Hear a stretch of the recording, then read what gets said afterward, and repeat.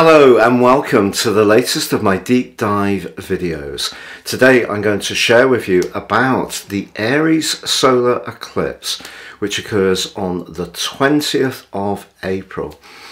Now this is a phenomenally powerful event. It is a total solar eclipse, but it's not going to be observable for most of us the world over. I'm going to explain to you what a solar eclipse is, what the length of impact is, what makes this particular solar eclipse so unique, and it really is unique. But also I'm going to share with you the event chart so we can see what other influences are impacting on this. And then I'm going to go through each of the 12 zodiac signs from Aries through to Pisces to give you your taster of what you can expect over the months to come. If you're a returning visitor, thank you so much for joining me once more. If you're new here, your support would be very much appreciated, so please do click or tap on the bell notification symbol and subscribe. Also, please comment. I do interact with all comments. This is very much a community.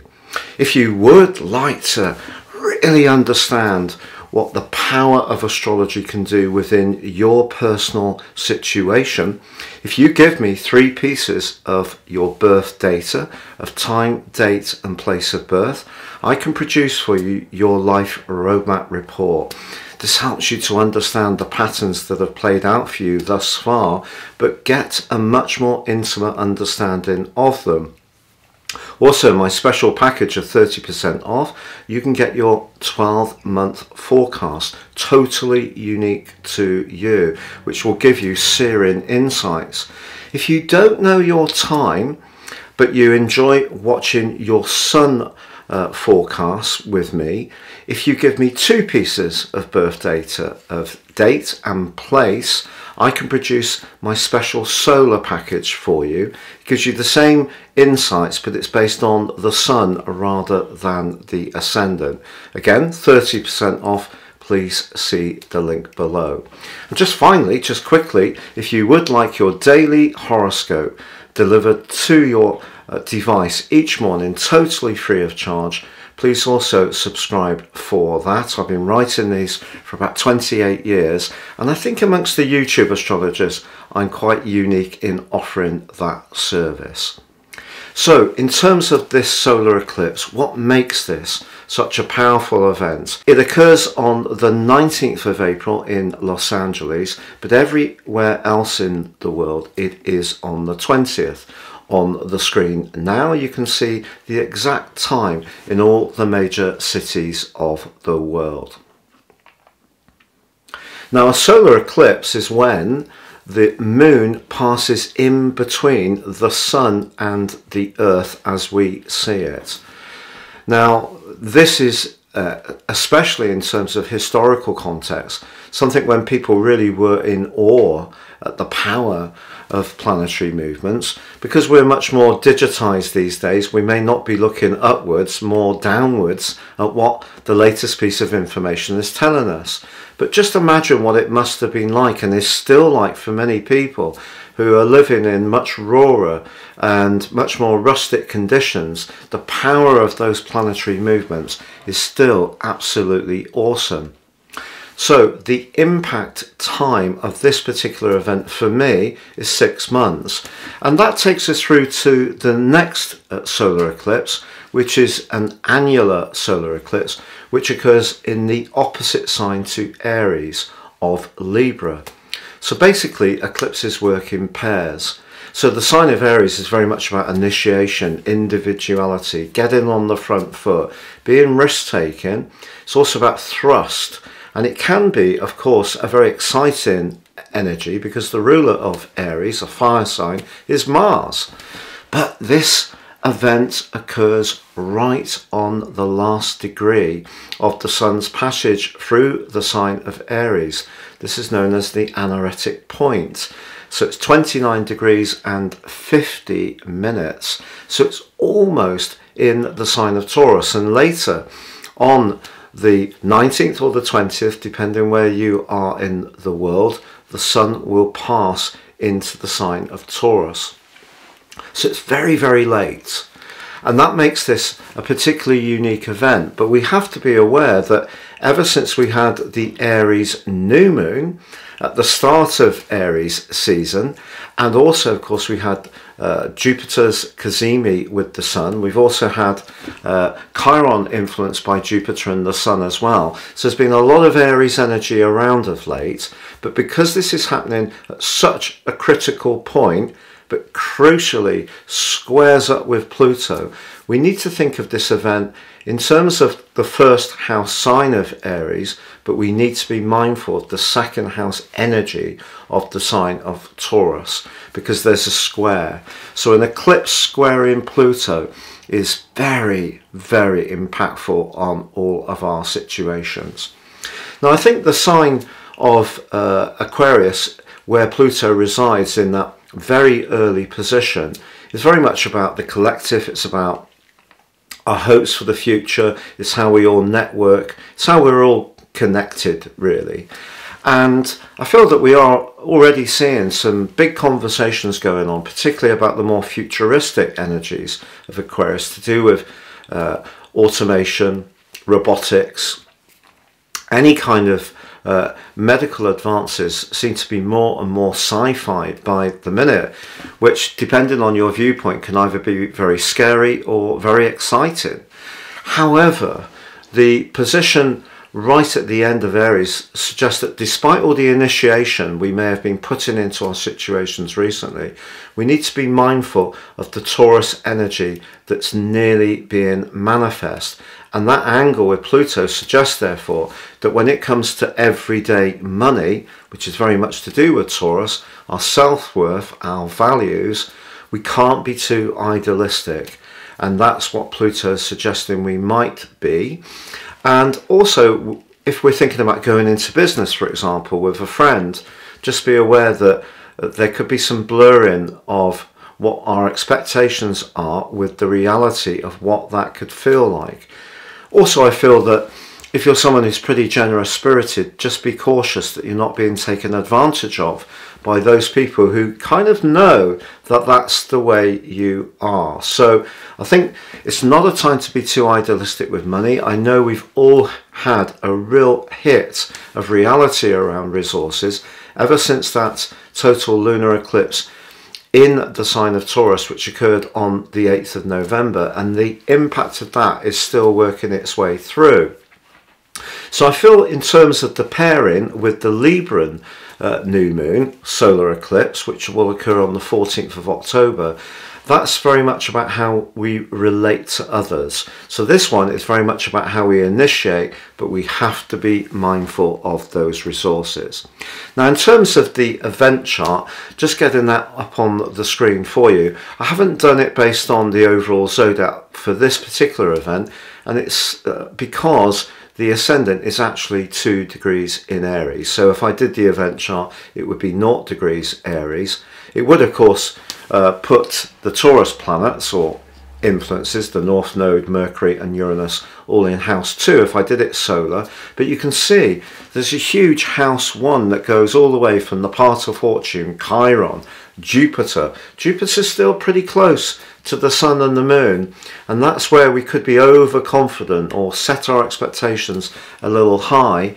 But we do have that energy of the North Node, Mercury and Uranus also in house 1. So I'm not saying that we shouldn't continue to show initiative.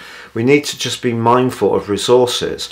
Now, in a positive way, the North Node is linking to Saturn in house 12 in Pisces, just saying that if we are mindful about past involvements, past efforts, past energy, past investments even, we can just juggle the reality of the here and now in a very sensitive way to the trends that are going on.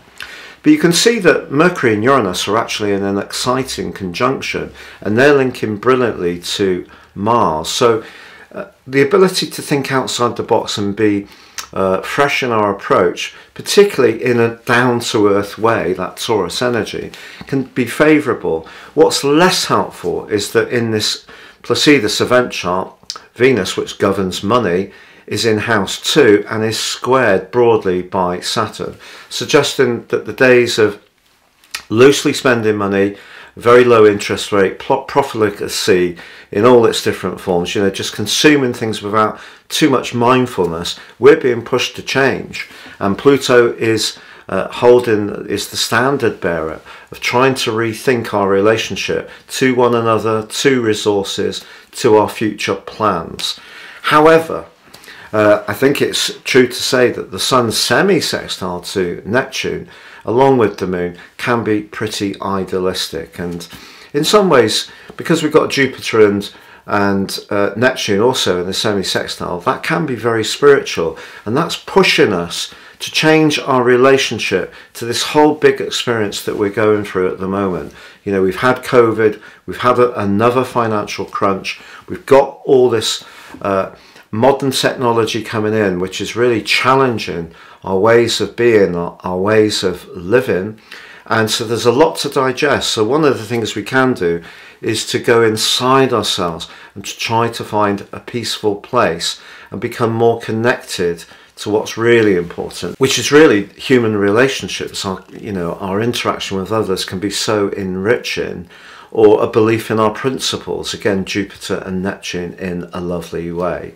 So that gives you a flavour of what I feel is going to be happening. This is very much an eclipse of initiation, but we have to balance the desire of this eclipse with the power, the innate power of tiny Pluto, which of course can demonstrate or can bring into the open dishonesty, where people have been using resources and avoiding taxation, which Pluto can most certainly govern, where there are scandals to do with public figures. I think there's going to be more of these coming into the open. But in terms of our own desires, I think we need to just throttle back a little bit and balance it against good, sound, sensible values, a little bit of thriftiness, and get rooted to the earth again. That's the opportunity of this wonderful event. Please stay with me as I go through each of the 12 zodiac signs, from Aries through to Pisces, to give you a flavour of what you can expect. And you can relate to these in terms of your sun or your ascendant. So Aries, for you, wow, you've had lots of support of late, but it doesn't change the fact that Saturn is chugging along in house 12. And I feel that there is a sense of excitement and freshness and newness around you, but perhaps also some sadness that some things are making way. You know, whether it's old friendships, old interests, an old job, something may just be withering on the vine. And when we're starting anything fresh and new, we don't necessarily see the results because we're at the start of the process. This is, if you like, the Fool card in tarot. You know, it's the start of just being enterprising and going with it. So you may find yourself having some dual emotions at this present time. Also, with Venus in your sector of everyday communication clashing with Saturn in your 12th house, if there has been any dishonesty, disloyalty around any kind of relationship, professional, friendship-wise, socially or romantically, it could be exposed over this next 6 months.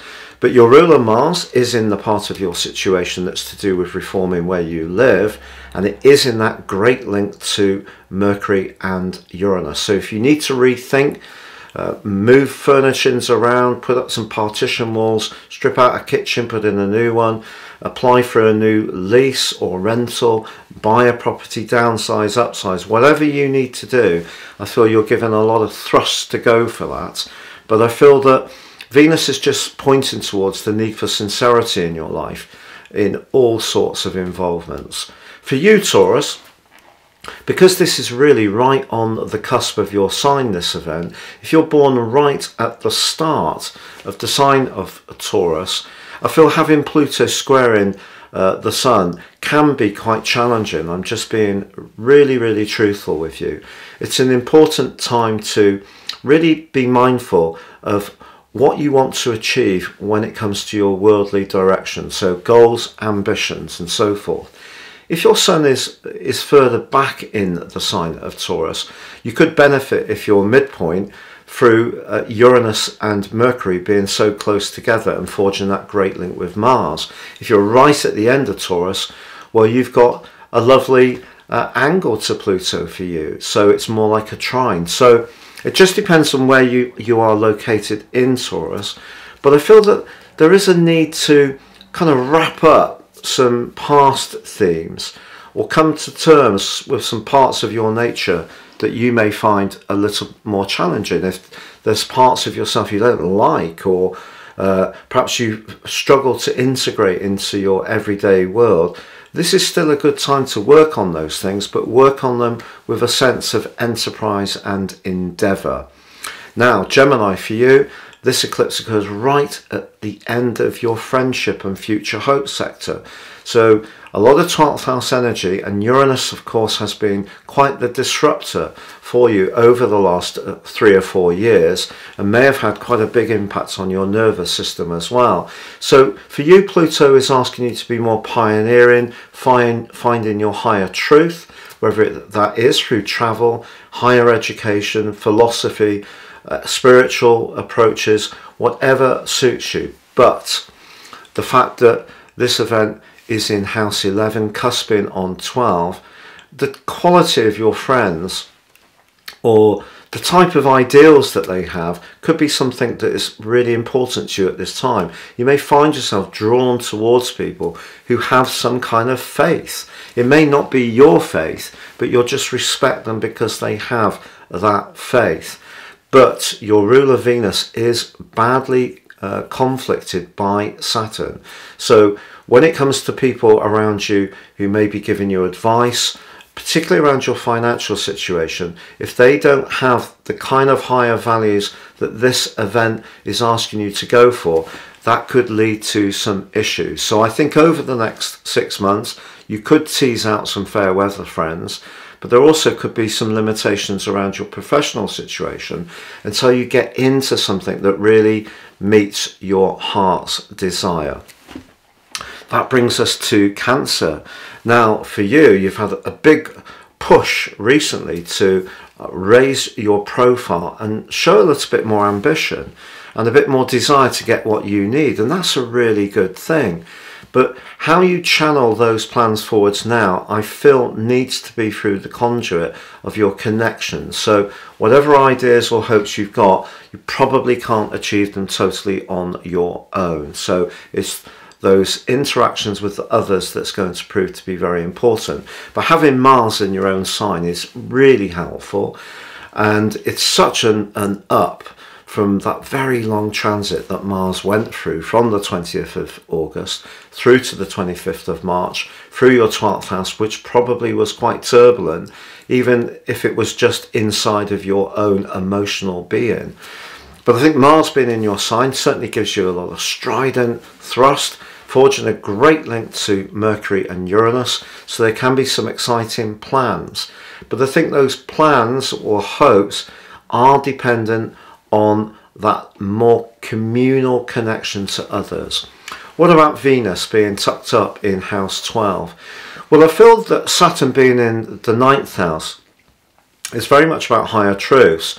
And unfortunately, however much your focus may be on your big goals and aims, there may still be a suspicion that you're finding out what some people's true motives or true attitudes or true personalities are. And there could be some disappointment still to be had in the months to come in that regard. However, Leo, for you, of course, all this 9th house energy that's been going on has really been exciting. It's probably seen you make some travel plans or actually head off somewhere. And also perhaps you've been thinking about higher education, changing up your world, making it more spontaneous. Absolutely wonderful for a fire sign like you. But I feel that something around your work or your connection to the world in terms of your visible position, if you have retired, it could be that you take responsibility for grandchildren or you make a contribution in some kind of community way. Those responsibilities, I feel, can grow. And it calls upon you really to not be too fearful of change. You're a fixed sign. Of course, we have the fixed energy of the North Node, Mercury, Uranus in the sign of Taurus, also fixed. Try not to, and Pluto of course as well, try not to be too rigid. And I feel that if there is a position that you want to go for that sees you much more in the public eye, yes, it could feel a bit exposed, or if you look to change your job, it may feel a little bit scary, but in some way or another, your preference for sticking with what you know can actually deny you for really going for some exciting opportunities. Just accept that whatever you do won't be perfect, but it might actually end up being a lot better than what you're doing now. Virgo, for you, obviously the sign of Aries has been one of very deep potential changes, either in a way of understanding your inner processes and reactions and motivations, or those of others. There may also have been a lot of discussion around property matters, legacies, funding, all these kind of areas through the 8th house. But you do have this growing energy that's going to manifest with the sun's move later on the day of the eclipse into your 9th house. So somehow or another, I feel that you may be ready for a little bit of a lighter time. The problem is Pluto is reminding you of your obligatory nature, where you do like to do the right thing by others, but sometimes that means that you deny doing the right thing by yourself. And that's been a theme for the last 2.5 years with Saturn in your 6th house.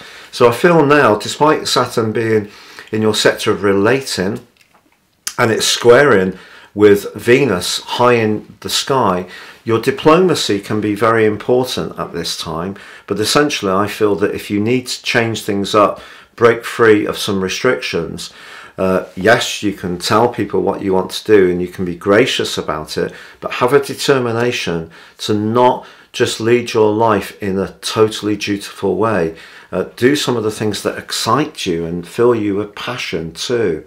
So Libra, all the Aries energy that's been going on of late, I think has been very refreshing. It's given you a big push to interact with people, set your boundaries more firmly.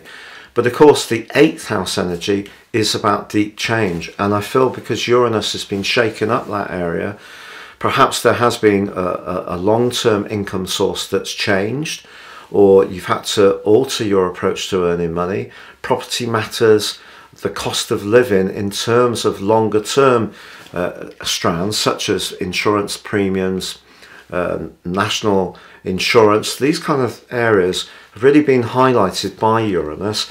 And because this eclipse comes right on the cusp, it could also flag up a romantic situation where, although things may have been better in terms of your outlook and the knowledge you've gained through Pluto going through Capricorn, if you have got an involvement where someone is quite clingy, possessive, controlling, well, that's going to be a battleground over the next 6 months, particularly if you're born right at the start of Libra. But of course, everything in life depends on our choices. So Venus is in a part of your situation to do with higher truths, but it is clashing with Saturn in the part of your situation to do with obligations. You can be obligated to others and try to do the right thing all the time, but again, rather like Virgo, if you're denying yourself the oxygen to ventilate your true desires, then that's not necessarily a good thing. We all know we can't get everything we want. If we're hanging out for perfection, we're in for a long old wait. But I feel there may be some very strong points that you've developed in your thinking that you know, red flags that you will not accept over the last 15 years with Pluto. So don't back down from those, even if it does mean more change over the next 6 months, because remember, the solar eclipse in your sign on the 14th of October can be so incredibly restorative for you as you go in to the last quarter of this year, but also the first quarter of 2024. Really exciting for you. Now, in terms of Scorpio, I feel that the 7th house energy that's on the horizon for you with the sun is clashing with Pluto in the 4th, but Saturn went through your 4th for 2.5 years and probably taught you a lot, probably some tough experiences at times. But the energy of Aries is very much about getting things working properly. So continue over the next 6 months to try to get your physical well-being stronger, all those marginal gains of, you know, the things that you could eat a little bit more virtuously, what you consume that might not be so good in any great quantity, and, you know, keeping the fitness regime going that's important to you. But essentially, relationships are going to come under the astral microscope, but particularly the emotional component. So don't be surprised if some family relationships become a lot more supercharged over the next 6 months, or you're having very intense discussions with a financial advisor, a broker, a banker about funding for something you want to do on the home front.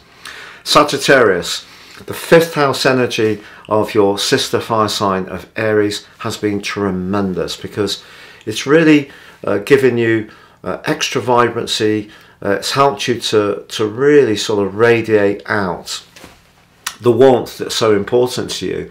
It's possible that if your particular natal birth chart is especially affected by Saturn, so in other words, you're born right at the start of Sagittarius, that things have felt more inhibited, and there may have been some issues around where you live, some family matters that have been, you know, quite challenging. Perhaps you've been concerned about someone's welfare in the family.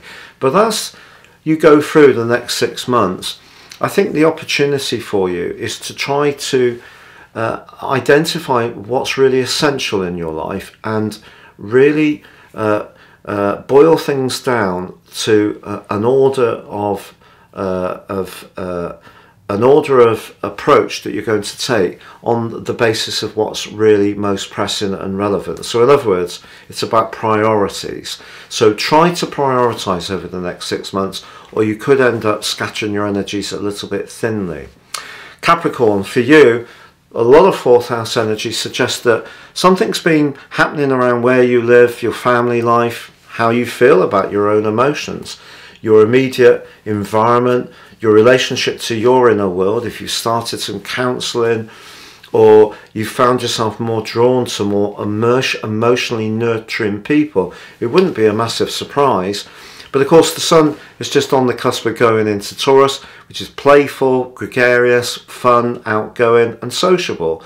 But it is linking to Pluto. So I feel it's very important, if you're thinking of anything of a speculative nature, the next 6 months needs care. So if you are wanting to regenerate your financial situation by being entrepreneurial, make sure you really do the due diligence, which you're so skilled at usually doing. So I wouldn't rush any investment decisions. Also be aware that you could spoil someone rotten that you're drawn to romantically, or even your kids. It isn't necessarily going to be a recipe for success. So keep some strong boundaries around your resources, but also around your self-worth. If you go through a period where you're mixing more with other people and not everybody quite gets you, and with Saturn in your 3rd house, maybe some people are going to start flagging up some of the ways you share ideas, or you make comments on neighbourly affairs, community politics. This could be an area that people could push back against you a little bit, but there's no doubt about it, the flair and charm of the 5th house can give you a lot of personality plus, or should I say even more personality plus, Capricorn. But just be aware of the role of your ruler, Saturn. Choosing your words carefully is very important. Aquarius, well, such a lot of 3rd house energy, so I think there's been lots of text messages, emails, lots of thoughts. Your thinking has been very fluid, varied, flexing. You've probably been linking a lot with people immediately around you, and making some decisions based on some of the messages you've been getting or have not been getting. So I feel that as the eclipse comes right to the end of that point, it's not necessarily what people have been saying, it's what they really mean. And I think what you're craving over the next 6 months is to feel more settled in your inner world and be less concerned about the hubbub that's going on around you. Also, if social media has been getting you down a little bit, take a break. You know, have a little bit of time out, refresh yourself. Don't feel caught up completely by the white noise, because it can be very draining. There's so much stimulation that's overloading our senses. And I feel that over the next 6 months, you need to find peace, tranquility, calmness. I feel anything to do with home and family affairs is really going to be to the fore. It's not necessarily the change going to be without challenges, because of course Pluto's just in that first few minutes of your sign, currently 19, only gets up to 22 I think before going backwards, and then of course retreating on the 11th of June back into Capricorn. But if you are born right at the start of Aquarius like I am, any changes around home, where you live, family matters can be challenging. But as ever with Pluto and with Jupiter in the mix as well, there often needs to be a little bit of pain to get a little bit of gain. So just bear that in mind. That leads us to Pisces. Now, I've been criticised for saying last but not least. I can't change the fact that Pisces is the last of the 12 zodiac signs. So what I'm saying to anyone watching this is I'm not showing disrespect to Pisces. So Pisces, for you, you've had an opportunity to really benefit from the upness of the second house energy, but I don't think that's necessarily playing out in quite the way that some people like to portray with Jupiter in house 2, that it must lead to all milk and honey when it comes to resources. I mean, after all, if you're born right at the start of Pisces and you've got Saturn sat right on your sun, you may not have an abundance of vitality at the moment. And not everybody can be having this mythical stroke of luck. You know, not all the residents of the world can win their local lottery at the given time just because Jupiter is in house 2. That kind of simplification is rather frustrating. What Jupiter can do, because it's your ruler, is change your relationship to resources and worth. So think of what's valuable about you. And I think one of the greatest thing about Pisces is you can be so giving and sacrificing to those who are less fortunate. Now, I know there's a downside to that, because sometimes you give so much you end up feeling empty. So if you see that, don't give so much. That's a way of giving yourself a gift of setting a boundary, which then recharges your energy. So Jupiter can work in so many different ways. This eclipse could bring some extra resources your way over the next 6 months. But because Pluto is in house 12 and all this energy is manifesting in house 3, I feel that you've got to guard against your psychological health being assaulted by an array of too many voices, too many opinions, too many ways of approaching things. You are, in essence, although some Pisces people can be incredibly dynamic and successful, of course, but because of Neptune being your co-ruler and Jupiter, and of course Jupiter and Neptune are forging a beautiful relationship on this event, the more you invest in that more spiritual side of your nature, the more you're going to gain over the next 6 months. But if you do find that Pluto is proven to be a bit challenging, then just be aware that a lot of lessons you learnt with Saturn are still fresh in your mind. And I feel that this initial blush of Pluto is just pushing you to really truly connect in a celebratory way with the more sensitive side of your nature, not see it as an affliction, but keep working on those boundaries, because of course Pluto can be about power. The third house can be about how we share our ideas or our beliefs. And you may find that those are going to need to continue to change. Like every one of us on the earth, it's a continuous story that we're needing to evolve to. But you have the flexibility, being a mutable sign, to deal with that better than most. It's been a real pleasure being with you. Thank you so much for bearing with me. I have been trying to juggle an awful lot of things recently, so this video is a little late. But it's great to have you with me. Please do subscribe, comment or share, and take care for now.